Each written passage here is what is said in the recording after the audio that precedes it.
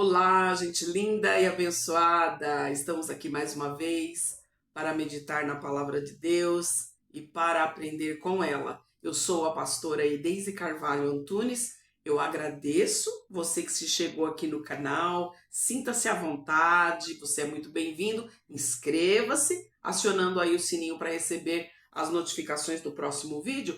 Não esquece de deixar o seu like para que o canal possa alcançar demais pessoas com a palavra de Deus. Hoje eu quero meditar com vocês sobre o tema: qual é o tamanho do pecado? Existe pecado que é para a morte? Tem pecadinho e pecadão? Vamos meditar aí na palavra. 1 João 5,16 diz, né, que se o pecado não for para a morte, nós devemos orar pelo nosso irmão. Mas quando o pecado é para a morte, não ore por este. Vamos ler, então, o versículo da palavra de Deus, né? Se alguém vir pecar o seu irmão, pecado que não é para a morte, orará. E Deus dará a vida àqueles que não pecaram para a morte. Há pecado para a morte, e por este digo que não ore. Toda iniquidade é pecado, e há pecado que não é para a morte. É 1 João 5, versículo 16 e 17. Então o apóstolo João, ele está aqui afirmando: tem diferença sim de pecado. Eu particularmente concordo em gênero e grau. Vamos ver o que a palavra fala para nós a respeito do pecado. Em Mateus 12, né? Ele vem falar assim: portanto, eu vos assevero, todos os pecados e blasfêmias serão perdoados às pessoas, mas a blasfêmia contra o Espírito Santo, porém, não será perdoada. Está em Mateus 12, esse versículo. Então, ele está falando: olha, todo pecado é perdoado. E todo pecado que é cometido contra si mesmo e contra o seu próximo. Mas o pecado que é cometido contra o Espírito Santo não tem perdão. Então nós vamos entender que nós temos as falhas rotineiras, né? Existe aquela pessoa que conta uma mentirinha, aquela mentirinha que não vai fazer mal para ninguém. Eu vou poupar fulano e não vou contar. Eu vou omitir, né? Eu não vou contar agora. Ou então a pessoa fala: fulano esteve aqui, não passou não. Quer dizer, uma mentirinha de nada. Mas é pecado, tá? Mas isso aí vai levar a pessoa à morte? A partir do momento que eu e você entendemos que uma determinada ação que nós tomamos, ela é falha, nós temos sim, sempre como a palavra de Deus diz, olha, não deixa o sol se pôr sobre a tua ira. Quer dizer, você não deixa o dia passar, não deixa passar de um dia para o outro sem você se consertar com Deus. Então é dobrar o joelho, né? No final daquele dia: puxa vida, pai, eu falei tal palavra, não foi legal, eu fiz tal julgamento, eu falei isso para fulano, eu ofendi o meu irmão, eu vou me consertar com ele, me perdoa. Pega lá, hoje em dia é tudo pelo zap, pelo telefone, né? Olha, fulano, me desculpa, tá? Eu tava nervoso, me perdoa. Acabou. Essa pessoa, ela não vai sofrer o dano da segunda morte, ela não vai perder a sua salvação por esta falha. Foi algo rotineiro, foi algo assim, não vou dizer que é um pecado normal, porque pecado não tem pecado bom, mas foi algo que teve como se reparar. A pessoa pediu perdão a Deus, se consertou com Deus e se consertou com a pessoa que ela ofendeu, ou que ela agravou, ou que ela deixou de servir, alguma coisa do tipo. Então, nós temos que ver e saber pesar as coisas. Quando a palavra de Deus diz para não sermos demasiadamente santo, demasiadamente justo, demasiadamente louco, para nós sermos temperado, é para que nós possamos entender, né, as coisas de uma forma natural, né? Não querer ser tudo a ferro e a fogo, sabendo que Deus, ele distingue, né? Ele sabe que a índole da pessoa não é aquela, ele conhece o coração. Muitas vezes, no momento de destemperança, no momento da ira, a pessoa falou algumas coisas em que ela se arrependeu. Olha aqui a diferença de Pedro e de Judas. Olha que interessante. Pedro, ele, lá em Lucas 22, versículo 54, diz que quando Jesus foi preso, ele estava olhando de longe, ele estava só filmando, né? Olhando para ver o que ia acontecer. Jesus já tinha passado para ele as coordenadas, para todos eles: olha, o filho do homem vai ser preso, o filho do homem vai ser, né, martirizado, vai passar por morte de cruz, né, derruba o templo, em 3 dias vou levantar, quer dizer, eu levantarei, quer dizer, eu vou morrer, mas em 3 dias eu vou ressuscitar. Mas ele ficou olhando de longe, foi a primeira atitude dele. Segundo, diz que aquelas pessoas fizeram uma fogueira e se sentaram ali para aquecer, provavelmente estava frio, e quando ele sentou ali do lado, sabe aquele momento, vou fazer aqui um cafezinho, senta aqui do lado. Ele sentou do lado para tomar o chá, o café, o que for. Quando perguntaram assim: olha, eu conheço você, você não é amigo dele? Não, eu não sou amigo dele. Eu nunca fui amigo deste homem. Depois passou um tempinho e a pessoa falou novamente: você não estava lá no meio, lá desse povo que andava com esse homem aí? Não, eu não sei o que vocês estão falando. E por último, ele disse assim: não, eu não sou um deles. Eu nunca estive lá. Vocês estão errados. Então, quando Jesus, né, vem falar até que o galo cante, porque esse galo, tem um vídeo aqui, eu até vou deixar aí para vocês, é um vídeo bastante interessante, que explica o que é esse galo. Não é um animal, tá? Mas era aquele soldado que tocava a trombeta para acordar as pessoas num determinado horário. Então tinha as vigílias e ele tocava. Então Jesus disse: olha, antes que o galo cante 3 vezes, dirás que não me conheces. Você vai me negar. Você vai me negar 3 vezes. Aí o galo vai cantar. E o que ocorreu? Quando ele ouviu, né, o som do galo, ele lembrou-se. E a palavra diz que ele chorou amargamente. Ele falou: puxa vida, o que eu fiz? O meu amigo do coração, aquele que eu falei que eu ia morrer por ele, eu neguei. Então caiu a ficha, ele voltou atrás, ele pediu perdão a Deus e ele se arrependeu. Agora, Judas, né? Lá em Lucas 22, o versículo 22, diz assim: o filho do homem tem que morrer, quer dizer, já estava decidido. Ele sabia que ele tinha que passar por aquilo. Porque isso faz parte do plano do Pai, né? Do plano de Deus. Mas ai do homem por quem o filho do homem for traído. Por quê? Porque ele vai ser uma pessoa amaldiçoada. Então, quando Judas traiu, você veja que o pecado ele não entra de uma forma assim, muitas vezes rápida, né? É aquela coisa que o adversário vai trabalhar, fala: eu vou derrubar. Então ele vem exatamente como os sacerdotes, né? Vieram, chegaram, fizeram uma oferta. Como ele já mexia, ele já era o tesoureiro, já mexia com as ofertas, com aquilo que vinha para sua mão. Tanto é que quando a mulher quebrou o vaso de nardo sobre Jesus, ele falou: mas poxa, não podia vender isso aí e dar para os pobres, em vez de despejar?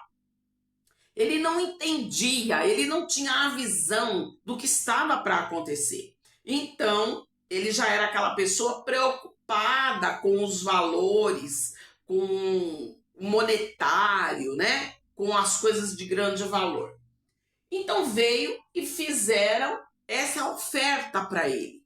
E aquilo ficou matutando. Então o adversário ele vai, vamos fazer uma comparação aí, não é menosprezando os homens não, mas o homem que é muito visual, passa aquela mulher linda, aí depois, ai meu Deus, Me desculpa, ai Senhor, eu olhei.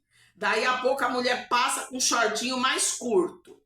E daí a pouco, né, acontece como Davi, olhou de novo, viu a mulher se banhar e aquilo foi fermentando e o levou ao pecado do adultério. Então, da mesma forma, aconteceu com Judas. Ele recebeu uma oferta, ele ficou ali maquinando, fermentando aquilo dentro dele, puxa, 30 moedas de prata. E aquilo foi, né? Até que ele falou, eu vou levar vocês até ele. Aquele que eu beijar é o homem. Prendei-o. E quando isso aconteceu, né? Ele entregou o Senhor Jesus. E quando ele viu que o Senhor Jesus foi morto, ele saiu para se enforcar. Ele se suicidou. Lá em Atos diz que ele caiu de um penhasco. Ninguém sabe se a corda quebrou ou se ele saiu para se enforcar e se lançou. Porque existe essa controvérsia aí, tá? Mas veja que Pedro teve a oportunidade de se arrepender. Tanto é que Jesus falou, olha, quando você se converter, apacenta o meu rebanho, cuida do meu rebanho, porque Jesus sabia que faltava alguma coisa nele ainda. Quando a gente vem para a presença de Deus, a gente vem com um monte de bagagem, com um monte de costume, com um monte de tradição de família, com um monte de tabu, com um monte de crença errada, com um monte de costumes. E aí o Espírito Santo vai trabalhando na nossa vida e vai tirando aquilo que é desagradável. Mas mesmo assim, a pessoa ainda pode errar. Olha, a palavra vem falar que depois de provar da graça de Deus e voltar a pecar, os demônios que saíram, eles voltam e trazem mais 7. Então o estado daquela pessoa fica pior do que o primeiro. Então nós temos que vigiar, porque os problemas, as dificuldades que a pessoa tinha antigamente, quando ela se rebela contra Deus, aqueles pecados, aquelas práticas, elas ficam piores. Tem gente que se desvia, né? Infelizmente, eu vi aí um vídeo esses dias de um pastor que era uma bênção, mas ele caiu em pecado, ele caiu, voltou, ele já tinha um problema com drogas no seu passado, ele voltou para as drogas e ele foi para a sarjeta e morreu lá. Então, para você ver que a coisa não é brincadeira. Tá? A coisa não é brincadeira, fica pior o estado da pessoa, fica pior do que quando ela chegou, né, para a presença de Deus, da época que ela veio, né, para o evangelho. A palavra também diz, nem todo que diz Senhor, Senhor, né, nem todo que vem a mim, que diz Senhor, Senhor, entrará no reino dos céus, mas aquele que faz a vontade do Pai. Então tem pessoas que estão dentro da igreja, que não se deixam ser tratadas e que continuam nas mesmas práticas. Vamos supor, ela roubava, ela não rouba mais, ela aceitou Jesus, ela participa dos cultos, mas ela ama uma fofoca e uma contenda. O que a palavra de Deus fala, né? Vamos ver aqui em Gálatas 5,19. Ora, as obras da carne são conhecidas como a prostituição, impureza, lascívia, idolatria, feitiçaria, inimizade, porfias, quer dizer, debates, né, por coisas que, né, ficar lutando, guerreando por negócios, ciúmes, iras, discórdias, dissensões, facções, invejas, bebedices, glutonarias e coisas semelhantes a estas, a quais eu vos declaro, como já outras vezes os preveni, que quem pratica essas coisas não herdarão o reino de Deus. Então, aqui o apóstolo Paulo está dizendo, olha, quem pratica isso não herda o reino de Deus. Então a pessoa vem, deixa um monte de coisa, mas ela continua naquela prática, levantando o falso, trazendo discórdia. Sabe aquele crente encrenqueiro? Ele está ali, mas ele não tem a certeza da sua salvação. Por quê? Porque ele continua na prática antiga. Ele não deixou o Espírito Santo tratar e tirar aquela mal prática que ele tinha. Então, nós temos que ter esse cuidado e saber distinguir uma coisa da outra. Lá em Tiago 1, versículo 13 ao 15 diz: ninguém ao ser tentado diga, sou tentado por Deus, porque Deus não pode ser tentado pelo mal e a ninguém ele tenta.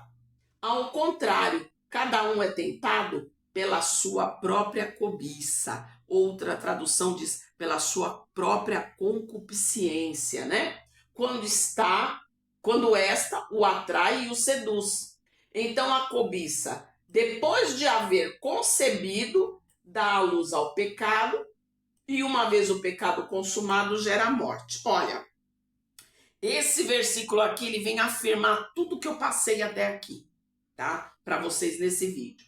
Então aqui ele está dizendo, olha, Deus não tenta ninguém. Ai, eu estou sofrendo uma tentação. Ai, Deus está me provando com essa tentação. Deus não tenta ninguém. O que é que acontece? Vem o pensamento. Quando eu oro, eu falo, Senhor, perdoa as minhas falhas, perdoa o meu pecado em pensamentos, em palavras e em atitudes, nas minhas obras. Porque primeiro eu vou pensar. Aí se caiu a ficha, puxa vida, esse pensamento não foi legal, Senhor, me perdoa. Deus perdoa.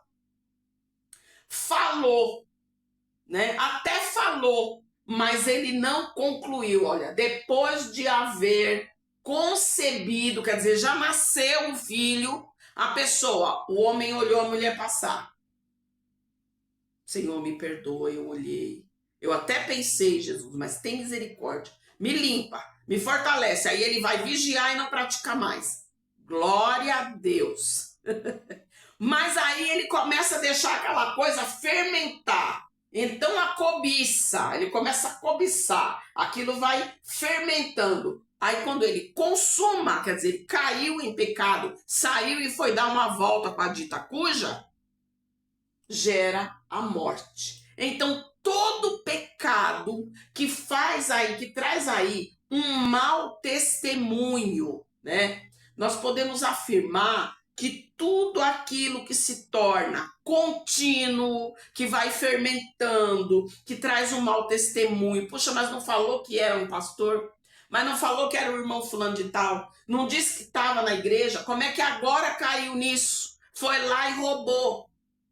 Ou então foi lá, adulterou. Quer dizer, qualquer pecado. Muitos dizem que é o pecado do adultério, que é o pecado da morte. Só que os 10 mandamentos são 10, que são a moral do homem para com Deus e a moral do homem para com o seu próximo. Então, uma vez concluído, ele gera a morte. Ah, pastora, mas então não tem perdão? Tem.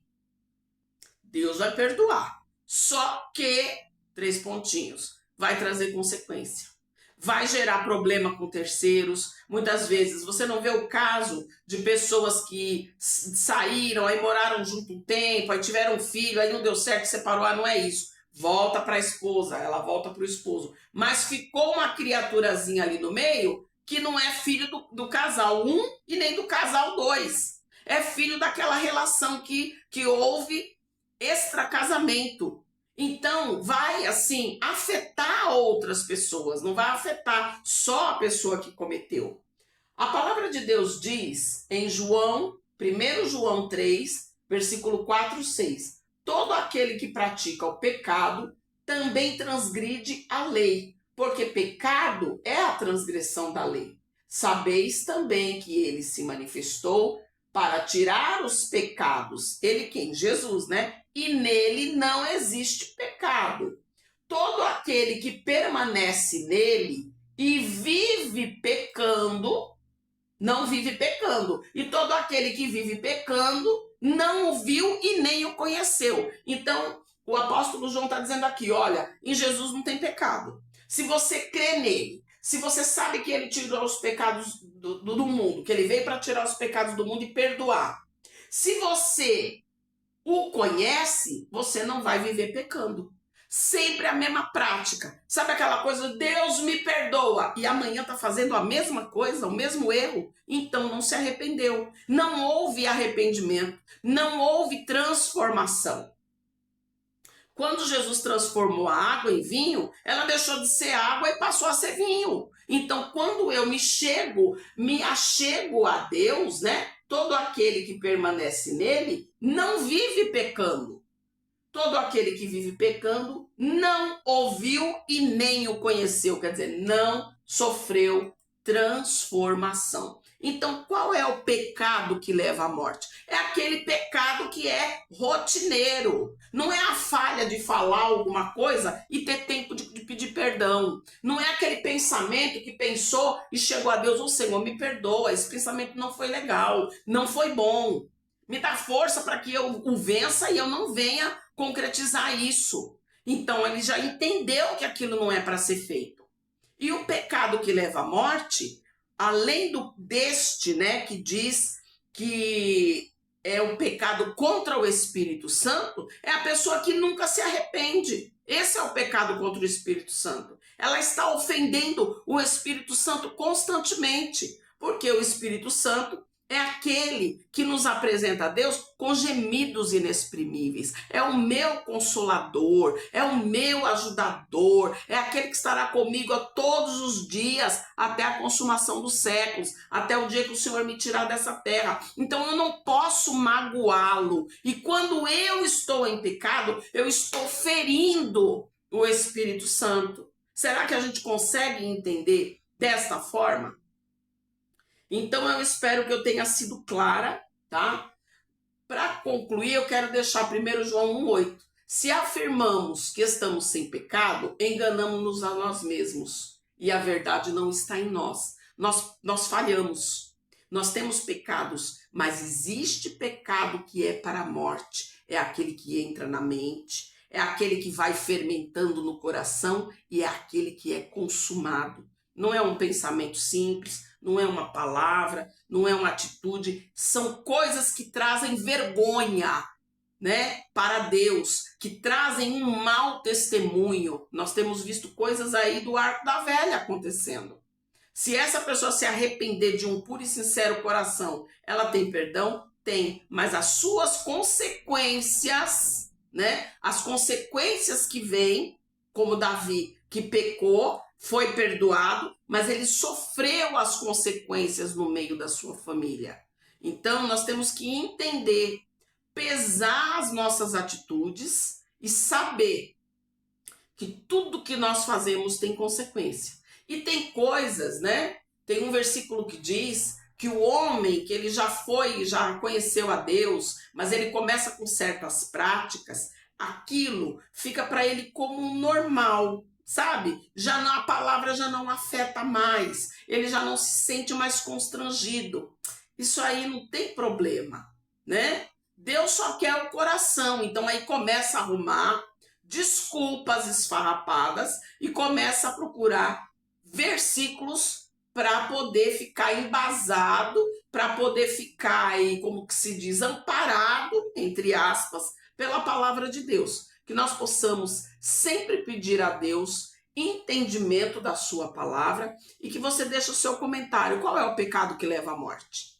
É o adultério? Ou é todo pecado que ele continua persistindo na vida da pessoa sem que a pessoa se liberte? Deixa aí a tua opinião, deixa a tua sugestão para o próximo vídeo. Te convido a voltar a assistir os vídeos anteriores do canal. E também que você visita lá a minha página no Facebook, Reflexo da Glória. Ela tem bastante conteúdo também. Deus te abençoe e até o próximo vídeo. E fica para ti um forte abraço da pastora Deise.